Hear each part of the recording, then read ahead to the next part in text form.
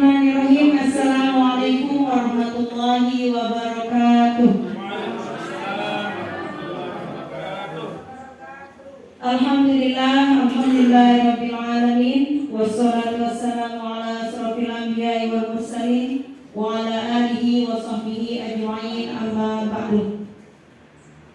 Segala puji syukur kita haturkan kepada Allah Subhanahu wa taala yang telah memberikan kita kesehatan, hidayah serta rahmatnya sehingga kita bisa berkumpul di ruangan yang barokah ini insyaallah.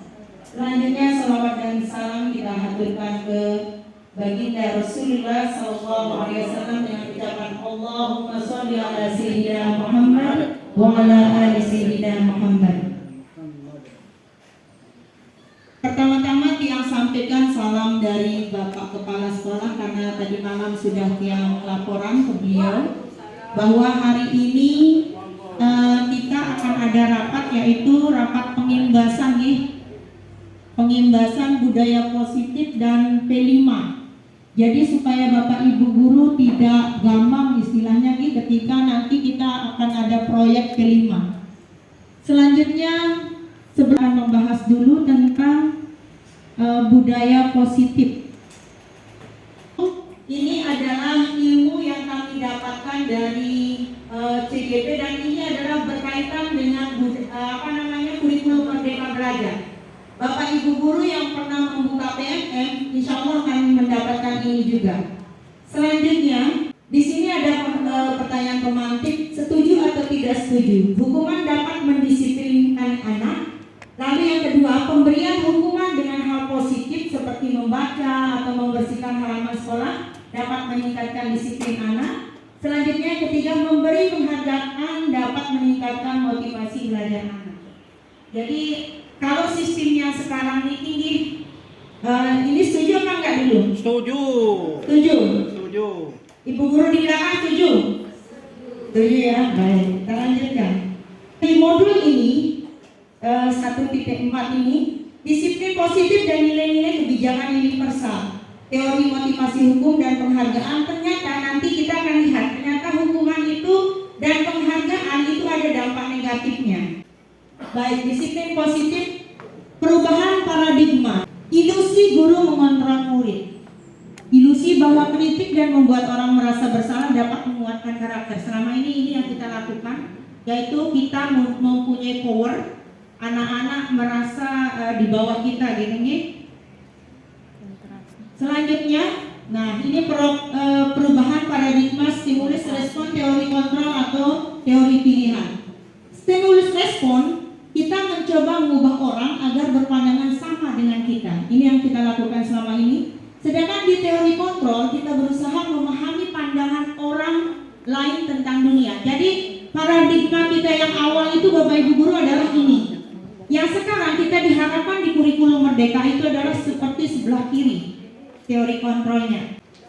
Di sini ada disiplin positif Bapak Ibu guru, teori kontrol atau teori pilihan dari Dr. William Glasser. Anda tidak bisa mengontrol orang lain, hanya Anda yang bisa mengontrol diri Anda. Jadi seperti ini, makna disiplinnya seperti ini.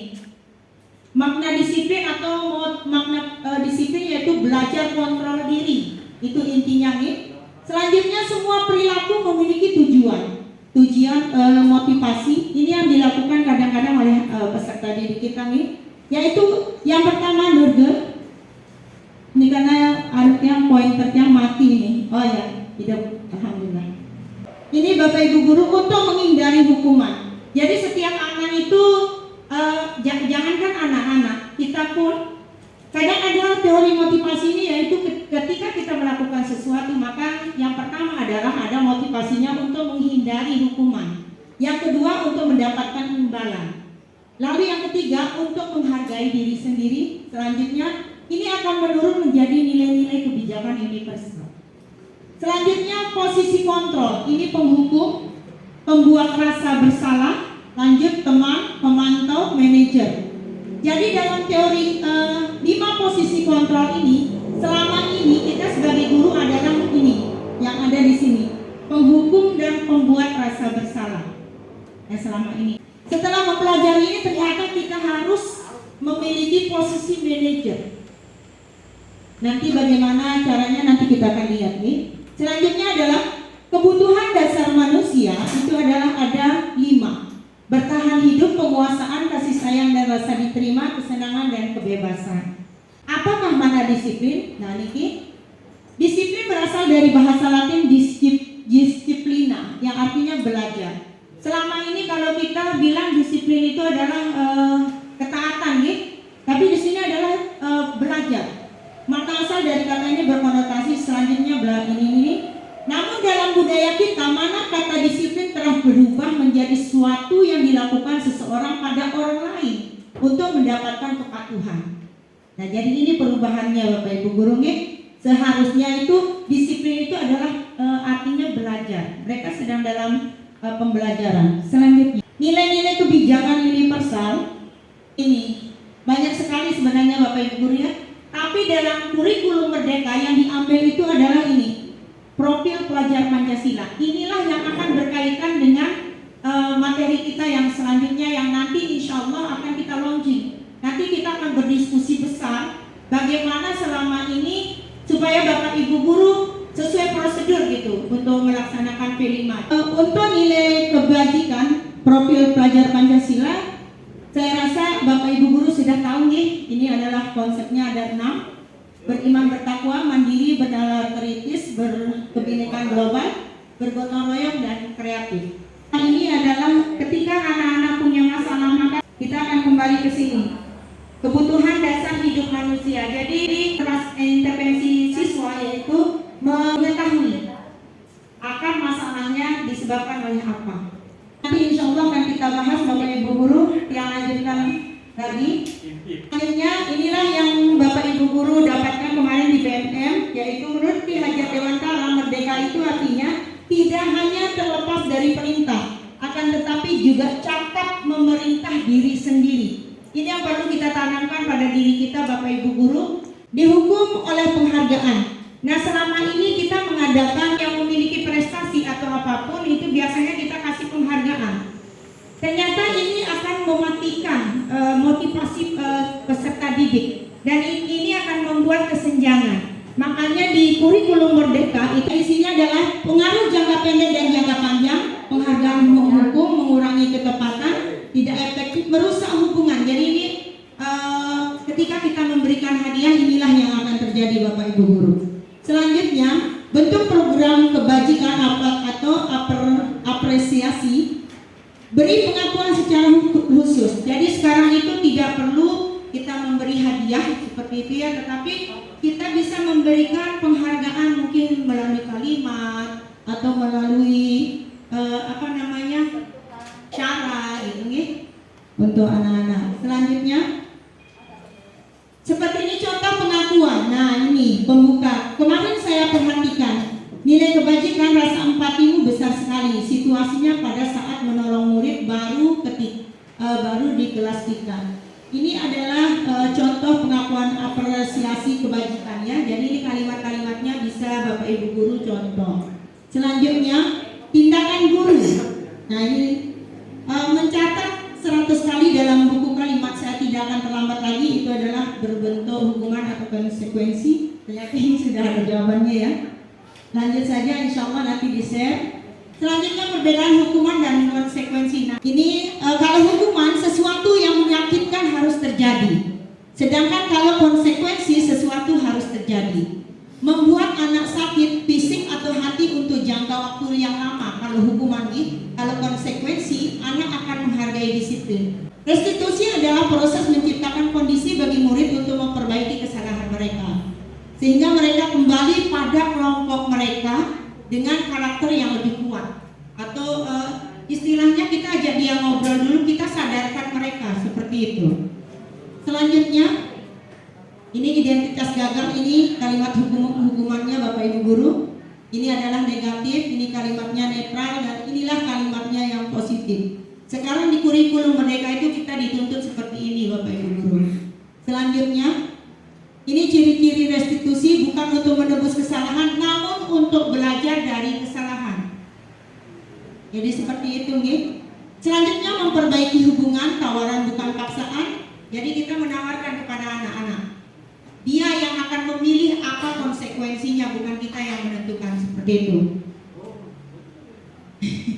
Nah, kita lanjutkan. Inilah yang kurikulum merdeka. Ini restitusi diri adalah cara yang paling baik. Lanjut, fokus pada karakter bukan tindakan.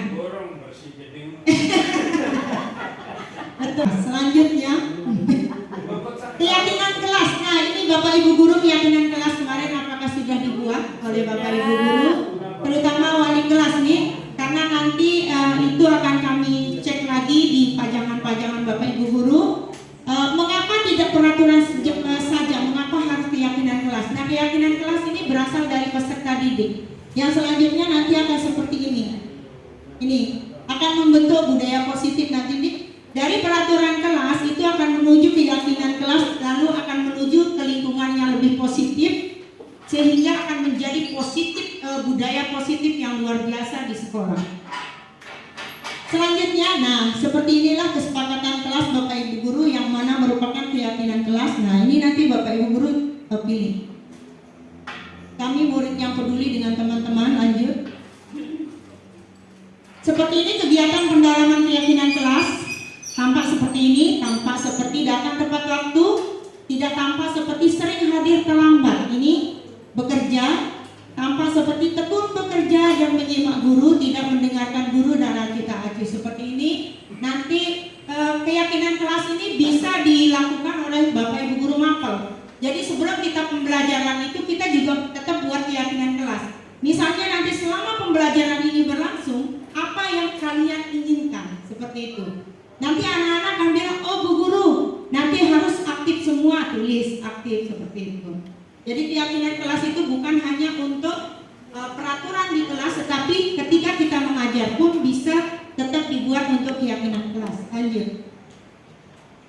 Seperti ini peraturan, selalu kembalikan buku ke tempat.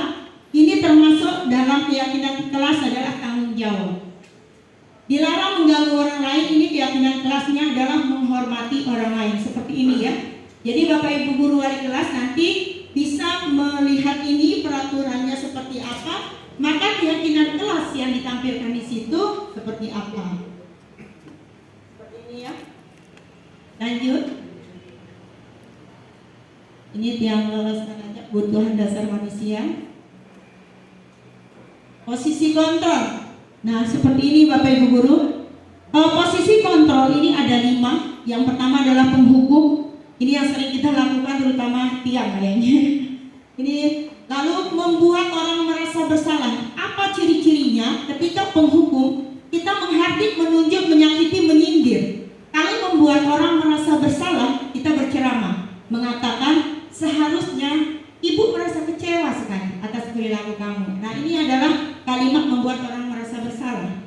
Ketika kita menjadi teman, maka kalimatnya adalah membuatkan alasan-alasan untuk muridnya. Misalnya, oh tidak semua orang memang pernah melakukan kesalahan. Kamu bukan saja salah satu murid yang pernah melakukan kesalahan, tetapi yang kamu lakukan adalah tidak benar. Seperti itu. Selanjutnya pemantau, menghitung dan mengukur. Yang diharapkan di kurikulum merdeka ini adalah kita menjadi manajer Bapak Ibu guru. Semua Bapak Ibu guru adalah manajer pendidikan. Jadi di situ bisa mengelola administrasi dan bisa mengelola bagaimana emosional peserta didik kita. Ini segitiga restitusi. Bukan guru BP saja ya, Bapak Ibu guru juga perlu pembekalan ini. Karena apa? Ketika kita di dalam kelas pasti kita akan menemukan anak yang sering ketiduran, anak yang sering izin ke toilet, lalu baliknya lama sekali. Ini akan kita lakukan seperti ini, segitiga restitusi. Yang pertama adalah menstabilkan identitas. Kita tanya dulu sama anaknya, apakah sudah benar yang dia lakukan atau tidak. Ini untuk menyadarkan. Lalu selanjutnya validasi kebutuhan. Apa yang dibutuhkan anak tersebut? Setelah kita ngobrol, kebutuhannya apa? Oh, saya merasa bosan Bapak Ibu guru misalnya. Nah, lalu nanti ini menanyakan keyakinan kelas. Apa yang sudah dia kerjakan itu sudah sesuai apa tidak dengan keyakinan kelas ini? Seperti itu Bapak Ibu guru nih. Jadi ini adalah bekal untuk Bapak Ibu guru di dalam kelas. Karena inilah yang dilakukan oleh kurikulum Merdeka Belajar. Seperti ini Bapak Ibu guru, menstabilkan identitas. Guru berkata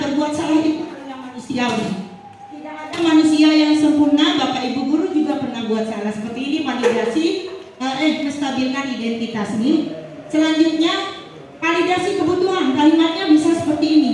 Kamu bisa saja akan melakukan hal yang lebih buruk, tetapi kamu tidak melakukannya kan? Nah, seperti ini. Nanti insya Allah kita akan share ke grup supaya Bapak Ibu guru bisa menata kalimatnya. Selanjutnya ini menanyakan keyakinan. Apa nilai-nilai yang kita percaya di sekolah atau di kelas kita? Jadi anak-anak kita latih berpikir untuk dia merasa bersalah apa yang sudah dia lakukan. Jangan sampai kita istilahnya satu posisi gitu kan. Oke Bapak Ibu guru, itu adalah budaya positif